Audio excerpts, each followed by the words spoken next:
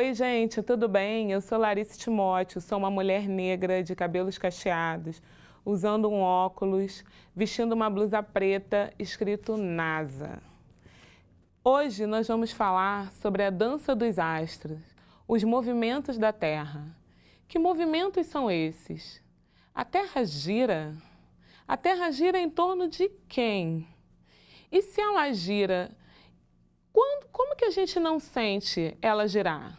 Isso tudo a gente vai responder agora nessa aula. Fica ligado aí. Dizemos que o Sol nasce quando ele surge no horizonte, pela manhã, e que ele se põe quando desaparece no horizonte.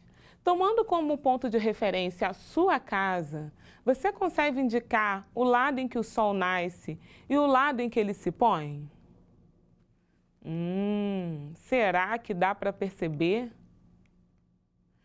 Quando olhamos para o céu à noite, é possível ver um grande número de estrelas. Essas estrelas se movem pelo céu da mesma forma que o Sol. Ao contemplar o céu noturno, um dos fenômenos que certamente chama a atenção do observador é o fato de todas as estrelas se deslocarem em conjunto ao redor do mesmo ponto. Ao amanhecer, quando o Sol surge, o observador tem a impressão de que o Sol também se desloca no mesmo sentido de outras estrelas.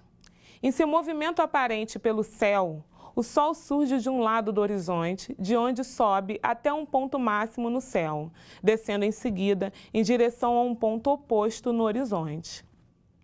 Os movimentos aparentes dos astros celestes podem ser percebidos porque usamos alguns pontos como referência. Você já deve ter percebido que o horizonte é uma referência importante para percebermos o movimento aparente do Sol e das estrelas. O horizonte é uma linha imaginária, limite de um imenso plano circular. Se você tiver em uma embarcação, qualquer que seja o sentido de navegação, a linha imaginária não desaparecerá nem será alcançada. Para facilitar a sua observação, além do horizonte, o observador pode utilizar o sistema de pontos cardeais, norte, sul, leste e oeste, determinados por observações astronômicas. Por que eu estou usando, então, movimento aparente? O movimento é aparente porque a gente percebe através das sombras, das árvores, nos objetos. O ser humano percebeu desde tempos muito remotos essa relação entre a posição do Sol no céu e o comprimento das sombras. Um dos primeiros instrumentos usados para medir o tempo baseava-se nesse princípio, o relógio de Sol. E os movimentos da Terra? Se um observador estivesse localizado em outro ponto do espaço sideral, e não na superfície da Terra, ele não veria a Terra imóvel e o céu girando em torno dela. A Terra é um planeta que faz parte do Sistema Solar, no qual os planetas giram em torno do Sol. O caminho que os planetas percorrem ao redor do Sol é chamado órbita. Assim, a Terra descreve uma órbita ao redor do Sol de aproximadamente 365 dias para se completar. Esse movimento é chamado de translação. Ou seja, a translação é um movimento que a Terra faz ao redor do Sol. Ela demora 365 dias e 6 horas para dar uma volta completa em torno do Sol. Esse é o ano sideral.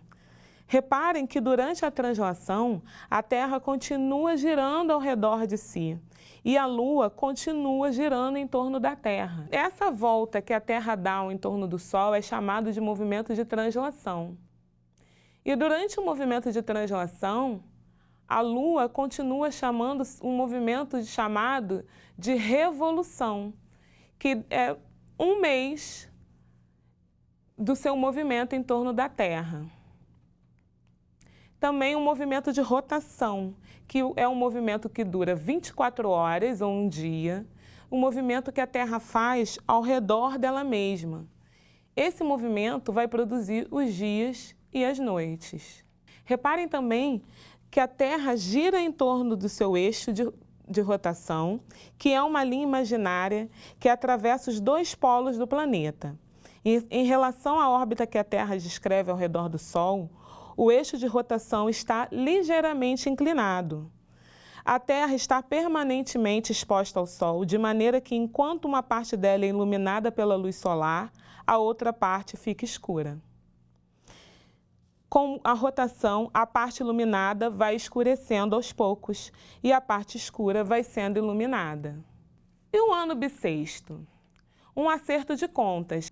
Com o movimento completo de translação, não demora exatamente 365 dias, mas sim 365 dias,25, ou 365 dias e 6 horas. A cada 4 anos, temos um dia a mais, porque 4 vezes 6, 24, ou seja, 24 horas, que é igual a um dia, né, gente? Então, o ano bissexto é muito importante. Para quê? Para acertar essa continha, certo? Por que o ano bissexto é tão importante? Vamos ler aí junto essa animaçãozinha. A cada ano, as horas iriam se acumulando e aí ia atrapalhar outros fenômenos. Por que o ano bissexto, então, é tão importante? Porque a Terra demora esse tempo para dar uma volta ao Sol e essas horas vão sobrando. A cada ano sobra 6 horas, que aí está em ponto 25, por isso a cada 4 anos a gente precisa adicionar um dia. E esse ano bissexto acerta a nossa contagem em relação às estações do ano e outros fenômenos que acontecem em relação à Terra. Fevereiro é o mês escolhido para ter esse dia a mais. O dia 29 de fevereiro acontece a cada 4 anos. Mas como saber se o ano será bissexto ou não? O ano é bissexto quando ele obedece à seguinte regra. O ano é divisível por 4, o ano é terminado em 00, é divisível por 400. Por exemplo, 2020 é um ano bissexto? 2020 dividido por 4 é 505, ou seja, é divisível por 4 e, portanto, foi um ano bissexto. E 2021 é um ano bissexto? 2021 é dividido por 4 é 505,25, ou seja, não é divisível por 4. Portanto, não é um ano bissexto, certo?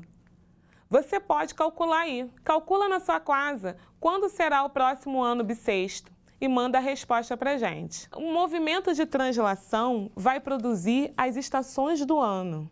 Ao longo do ano, temos 4 estações: primavera, verão, outono e inverno.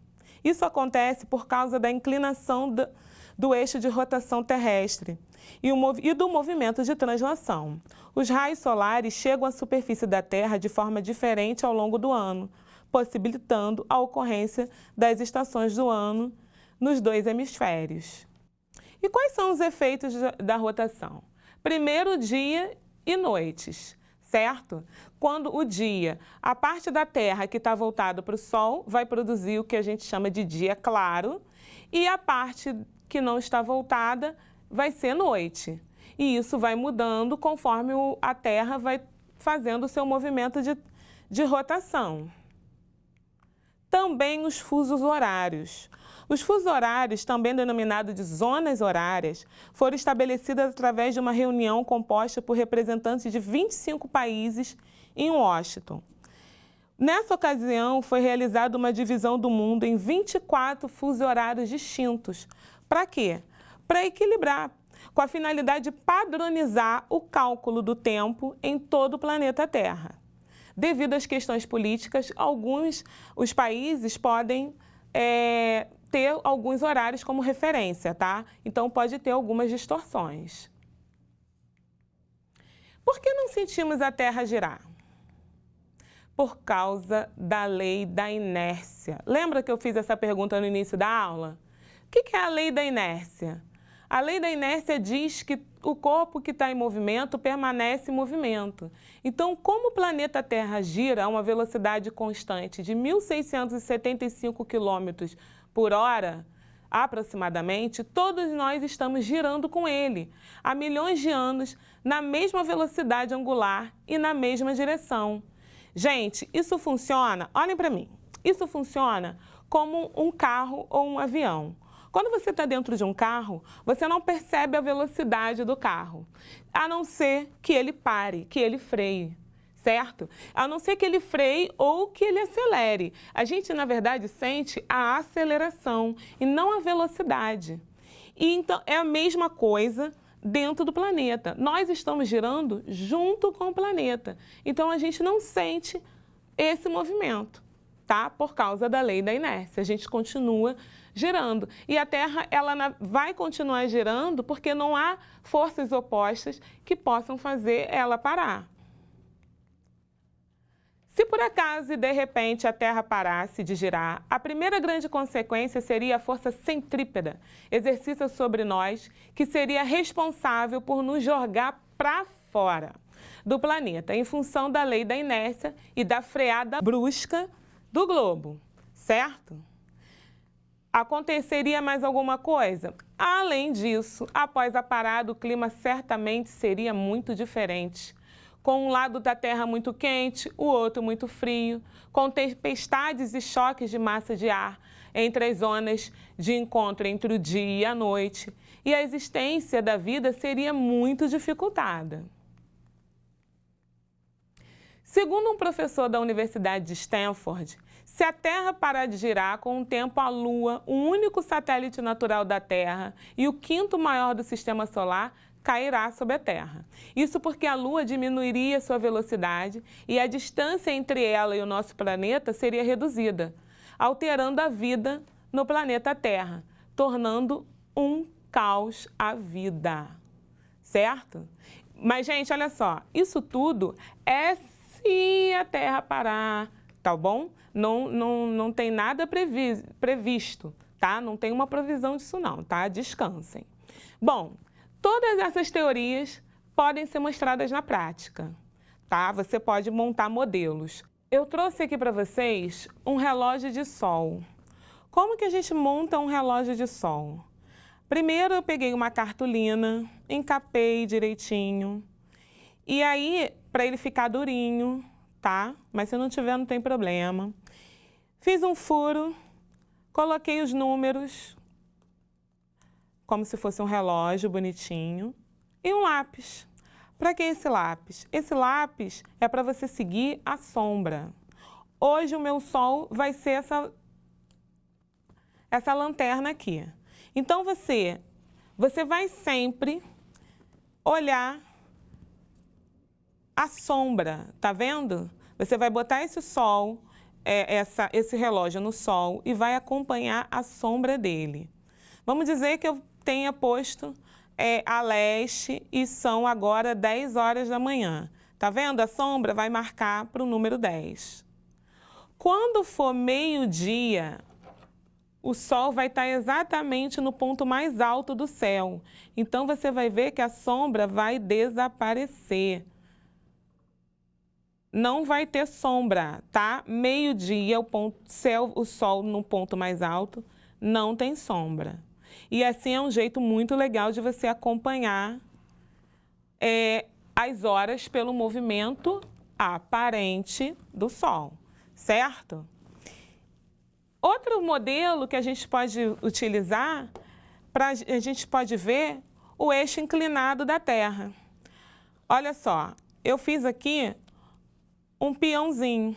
Peguei uma bolinha de isopor bem leve e botei no meio um palitinho de dente. Esse palito de dente vai funcionar como um eixo. Aqui, o meu peão precisa ter um eixo, ó, bem reto. Mas a Terra não tem um eixo reto dessa forma.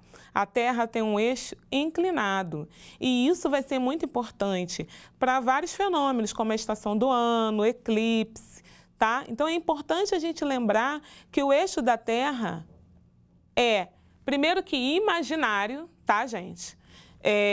A Terra não tem lá um palito no meio, certo? Mas ele tem esse eixo inclinado. Outro exemplo que a gente pode seguir é o exemplo da maçã, ó. O eixo inclinado. Aqui a gente pode demonstrar o movimento de rotação, o movimento que a Terra faz ao redor dela mesma, sempre com a inclinação, a Terra e o eixo, tá bom? Esse aqui seria o movimento de rotação. E esse aqui seria quem? O Sol, né? A minha lanterna aqui seria o Sol. A Terra gira em movimento anti-horário. Aqui, e o movimento de translação, professora, seria como? A Terra girando ao redor do Sol. Certo? Isso tudo você pode fazer aí na sua casa. Fiquem bem, não esqueçam da máscara. Até a próxima aula!